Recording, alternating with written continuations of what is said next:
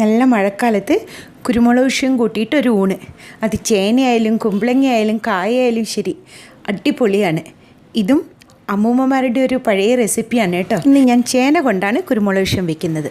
ചേന ചെറിയ കഷ്ണങ്ങളാക്കി നുറുക്കി മഞ്ഞളും ഉപ്പിട്ട് വേവിക്കാണ്. കുക്കറാണെങ്കിൽ ഒരു വിസിൽ വന്ന് ഓഫ് ചെയ്യാം.